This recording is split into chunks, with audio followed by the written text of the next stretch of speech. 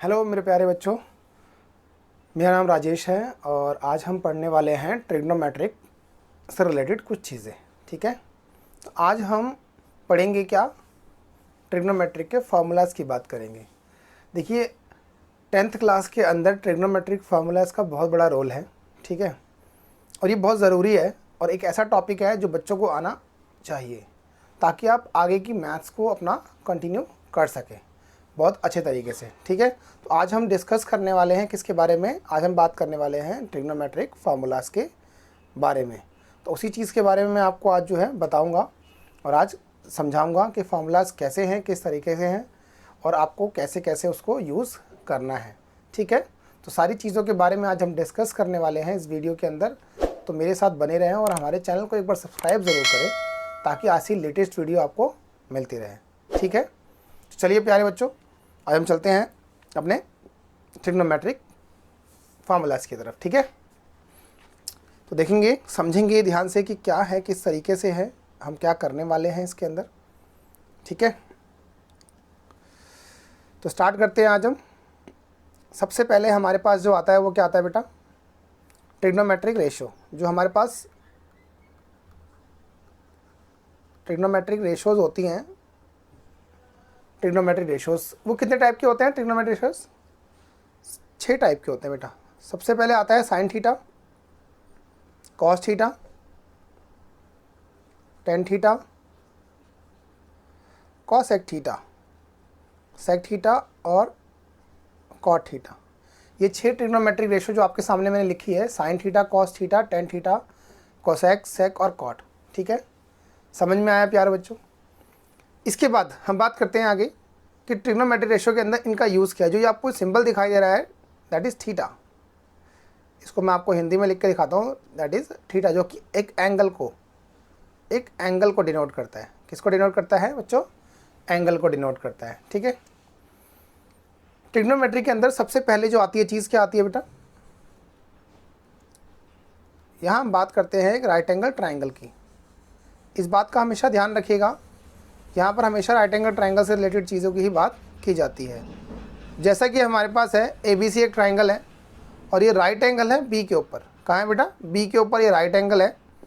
और अगर ये B के ऊपर राइट एंगल है तो मान लीजिए हमने थीटा लिया है, इसको C एंगल को थीटा लिया है, तो थीटा के सामने हमेशा परपेंडिकुलर आता है और थीटा के साथ वाली वैल्यू जो बेस होते हैं और H मतलब हाइपोटेनियस।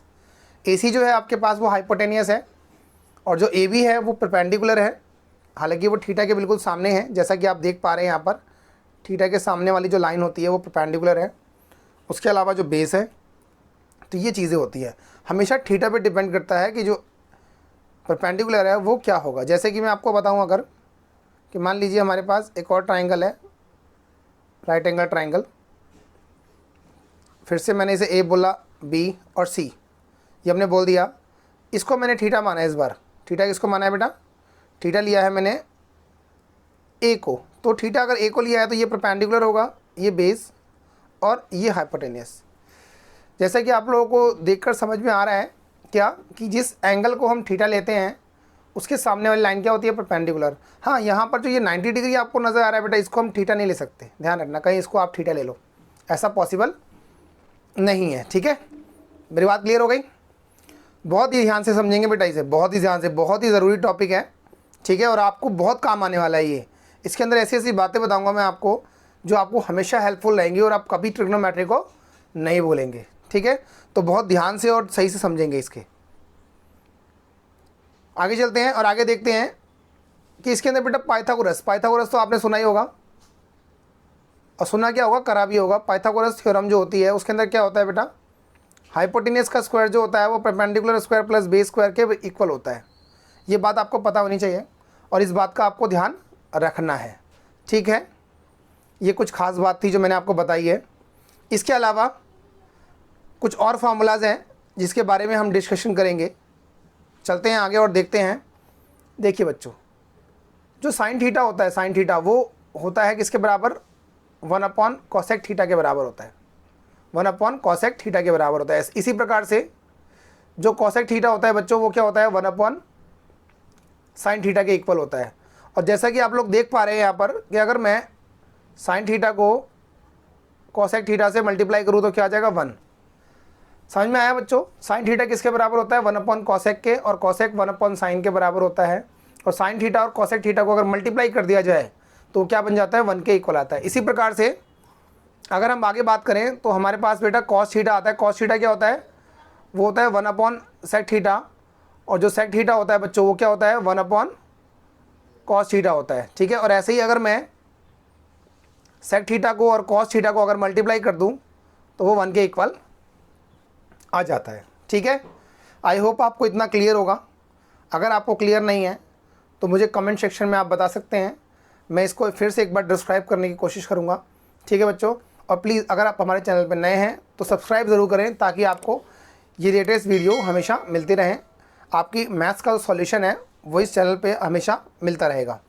चलिए आगे चलते हैं और देखते हैं। इसी प्रकार से अगर मैं टेन थीटा की बात करूँ, बेटा टेन थीटा क्या होता है? वो होता है 1/cot थीटा।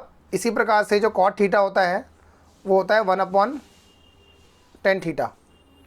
इसी प्रकार अगर मैं tan थीटा को cot थीटा से मल्टीप्लाई कर दूं तो वो 1 के इक्वल आएगा। ठीक है, tan थीटा 1/cot थीटा के बराबर होता है और cot थीटा 1/tan थीटा के बराबर होता है। ठीक है, और tan थीटा और cot थीटा को अगर मल्टीप्लाई कर दिया जाए तो 1 के इक्वल आता है। इसी तरह से कुछ बातें और हैं, जैसे जो tan थीटा होता है वो sin theta upon cos theta के इक्वल होता है, और जो cot थीटा आप देख पा रहे हैं cot थीटा वो होता है cos theta upon sin theta के इक्वल। तो ये बातें कुछ ज़रूरी थी जो मेरे को बतानी थी आपको। अभी आगे बहुत कुछ है इसके सीखने के लिए, तो हमारे साथ बने रहें और देखते रहें। ठीक है बच्चों, इसको आप वीडियो को पॉज करके आप इसे नोट कर सकते हैं, याद कर सकते हैं, समझ सकते हैं। ठीक है, चलते हैं आगे और देखते हैं। देखिए कुछ फार्मूलाज और हैं हमारे पास, जैसे जो साइन स्क्वायर थीटा होता है plus cos square theta is equal to 1 के इक्वल होता है। मतलब कहने का ये है कि साइन स्क्वायर के साथ थीटा की जो वैल्यू है और कॉस स्क्वायर के साथ थीटा की जो वैल्यू है वो सेम होनी चाहिए। अगर वो वैल्यू सेम होती है तो आपका आंसर हमेशा 1 आता है। इस बात का आप ध्यान रखें। ठीक है, इसके अलावा इसी से 3 फॉर्मूलेज बन जाते हैं। जैसे कि अगर मैं बात करूँ साइन स्क्वायर थीटा किसके बराबर होता है 1 - कॉस स्क्वायर थीटा। हम कॉस स्क्वायर थीटा को एक तरफ से दूसरी तरफ ट्रांसफ़र कर गए, ले गए।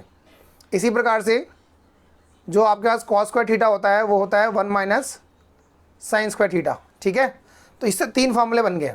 बात क्लियर हो गई बच्चों? इसके अलावा अगर आप ध्यान से देखें तो इससे ना कुछ फार्मूलेज और बनते हैं, जैसे 1 + tan स्क्वायर थीटा जो होता है वो किसके बराबर होता है बच्चों? वो sec स्क्वायर थीटा के बराबर होता है। और जो ये 1 + tan स्क्वायर जो आता है बेटा वो किससे आता है? इसी फार्मूले से आता है।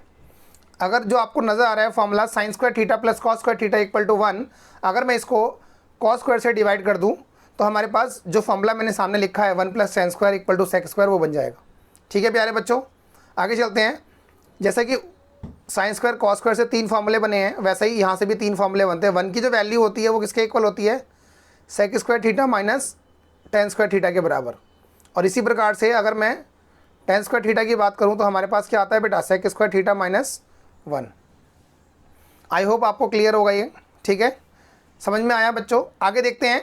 इसी के अंदर एक और चीज़ बनती है, जैसा कि मैंने आपको बताया था कि साइन स्क्वायर कॉस स्क्वायर को अगर sine square plus cos square equal to 1 को अगर मैं डिवाइड कर दूं, किससे बेटा? इस बार साइन स्क्वायर से डिवाइड कर दूं तो हमारे पास एक फार्मूला बन के आता है जो कि होता है 1 + cot square theta equal to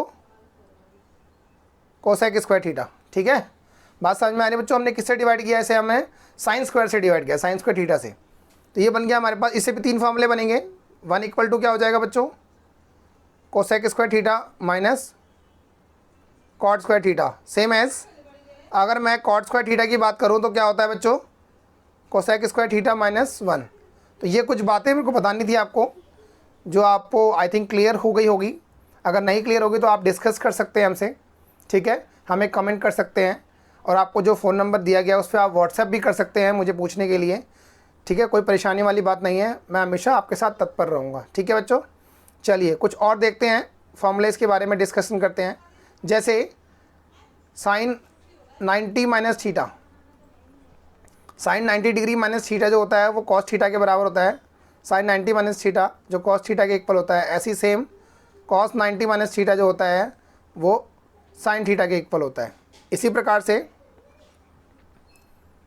ten 90 minus theta जो होता है वो किसके बराबर होता है बच्चों, वो कॉट थीटा के बराबर होता है। सेम एज अगर मैं कॉट की बात करूँ तो कॉट 90 माइनस थीटा जो होता है वो टेन थीटा के बराबर होता है। इसी प्रकार से सेक 90 माइनस थीटा इसके इक्वल टू होता है किसके बच्चों, कोसेक थीटा के इक्वल होता है। और जो कोसेक 90 माइनस थीटा होता है वो सेक थीटा के बराबर होता है। ये फॉर्मूले भी बहुत ज़रूरी हैं। इसके बारे में जो मैंने आपको फॉर्मूले बताए हैं, sine 90 minus theta cos theta, cos 90 minus theta sine theta, इनके बारे में हम 11th क्लास में और डीपली डिस्कशन करते हैं जो क्वाड्रेंट के बेस पे चलता है। ठीक है बच्चों, 11th क्लास के अंदर जो मैथ्स है उसके अंदर हम इसे बहुत डिटेल में और पढ़ते हैं आगे। बाकी अभी 10th क्लास के अंदर सिर्फ इतना ही है जो मैंने आपको बताया। आगे देखते हैं फार्मूलाज। ठीक है, हमारे साथ जुड़े रहें और सीखते रहें कैसे करना है। तो आगे हम बात करते हैं बेटा ट्रिग्नोमेट्रिक टेबल की बात करते हैं कि ट्रिग्नोमेट्रिक टेबल में क्या है। ट्रिग्नोमेट्रिक टेबल एक बहुत ही ज़रूरी टॉपिक है, इसके अंदर जो बच्चों को पता होना चाहिए। टेबल जो है बच्चों से याद नहीं होती है, टेबल याद करना बहुत ज़रूरी है। जैसे कि मैं आपको यहाँ बना के दिखाता हूँ। सबसे पहले हम यहाँ पर कुछ चीज़ें लिखेंगे, जैसे sine theta, cos theta, tan theta, cosec theta, sec theta और कॉट थीटा। मैं आपको बेटा ये भी बताऊंगा कैसे आप याद करेंगे इसको। ठीक है, बात क्लियर हो रही है। जैसे यहाँ पर आ गया 0 डिग्री, फिर आता है बेटा कितना 30 डिग्री, फिर आता है 45 डिग्री, फिर आता है 60 डिग्री, फिर आता है 90 डिग्री। हर एक पे इनकी वैल्यूज़ क्या क्या होती हैं। साइन की 0 डिग्री पे क्या वैल्यू होती है, 30 डिग्री पे क्या होती है, 45 डिग्री पे क्या होती है, 60 डिग्री पे क्या होती है, 90 डिग्री पे क्या होती है। इनके बारे में हम हर एक वैल्यू का डिस्कशन करेंगे, देखेंगे ध्यान से और समझेंगे। ठीक है बच्चों, तो साइन 0 डिग्री पे जो होता है बेटा वो किसके बराबर होता है, वो होता है 0 के बराबर। साइन 30 डिग्री जो होता है वो किसके बराबर होता है बच्चों, 1/2 के बराबर होता है। और साइन 45 डिग्री किसके बराबर होता है, 1/√2 के बराबर होता है। और सेम है साइन 60 डिग्री जो होता है वो होता है √3/2 के बराबर। और साइन 91 होता है। जैसे कि मैं आपको बताऊं, अगर मैं लिखूं यहाँ पर 0 1 2 3 4 और मैं इसे डिवाइड कर दूं अगर 4 से, अगर मैं इसे 4 से डिवाइड कर दूं, 4 से डिवाइड करने के बाद क्या हो जाएगा बेटा, अगर मैं इसे अंडर रूट में कर दूं तो क्या हो जाएगा बच्चों, अंडर रूट के अंदर करने के बाद इसे डिवाइड करेंगे तो ये 0 ही बनेगा, ये 1/2 बन जाएगा, 1/√2 बन जाएगा, और ये बन जाएगा √3/2 बन जाएगा, और यहाँ पर कटने के बाद ये 1 बन जाएगा। देखिए बच्चों, पहली वाली जो सीरीज़ है आपके सामने आ चुकी है। साइन थीटा की जो वैल्यूज़ हैं 0 डिग्री पे, 30 डिग्री पे, 45 पे, 60 पे, 90 पे, ये सारी वैल्यूज़ आपको मिल चुकी हैं। तो इस तरह से आप इसे बना भी सकते हैं और याद भी कर सकते हैं। ठीक है बच्चों, सेम एज कॉस थीटा इसका रिवर्स होता है। कॉस 0 डिग्री पे 1 होता है, 30 डिग्री पे √3/2 होता है, 45 डिग्री पे 1/√2 होता है, 60 डिग्री पे 1/2 होता है, और 90 डिग्री पे क्या होता है बच्चों, 0 होता है। ठीक है, इसका रिवर्स हो गया। जो साइन थीटा की वैल्यूज़ हैं हमने क्या कर दिया, उसका अपोजिट कर दिया, उल्टा कर दिया। ठीक है, टेन थीटा की अगर हम बात करें, टेन थीटा मैंने आपको शुरुआत में बताया था, क्या बताया था बेटा, एक मिनट इसको इरेज कर देते हैं, उसके बाद हम डिस्कस करते हैं क्या है। मैंने आपको बताया था इसके अंदर क्या कि टेन थीटा जो होता है, टेन थीटा वो होता है sine theta upon cos theta के इक्वल होता है। ठीक है, तो साइन थीटा अगर sine theta upon cos theta के इक्वल होता है टेन थीटा, तो क्या करेंगे बेटा हम, टेन थीटा की वैल्यू, इसकी वैल्यू निकालने के लिए हम इस साइन के अपॉन में कॉस कर देते हैं, यानी 0/1। 0 के अपॉन में 1 करोगे तो कितना आएगा बच्चों, 0 आ जाएगा। 1/2 आपको नज़र आ रहा है, साइन 30 की वैल्यू 1/2 है, कॉस 30 की वैल्यू √3/2 है। इन दोनों को अगर डिवाइड करेंगे तो हमारे पास क्या निकल कर आएगा, √3, 1/√3। 45 को डिवाइड करेंगे तो 1 आ जाएगा, और इसको डिवाइड करेंगे तो अंडर√3 आ जाएगा, और 1/0 अगर करते हैं तो कितना आ जाएगा बच्चों, नॉट डिफाइंड का केस बन जाएगा। ठीक है, sine theta, cos theta, tan theta की वैल्यूज़ आपके सामने आ चुकी हैं।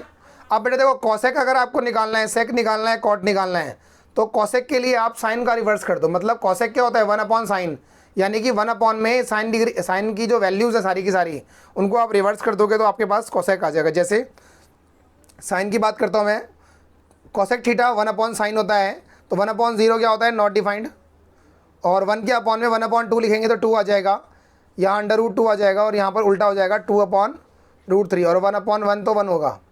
सेक जो होता है वो कॉस का उल्टा होता है, सेक 1/cos होता है, तो 1/cos 1/1 करेंगे तो 1 आएगा, यहाँ पर हो जाएगा 2/√3 और ये हो जाएगा √2, ये 2 बन जाएगा और 1/0 नॉट डिफाइंड। कॉट जो होता है वो 10 का उल्टा होता है, तो उसको हम उल्टा भी कर सकते हैं 1/10।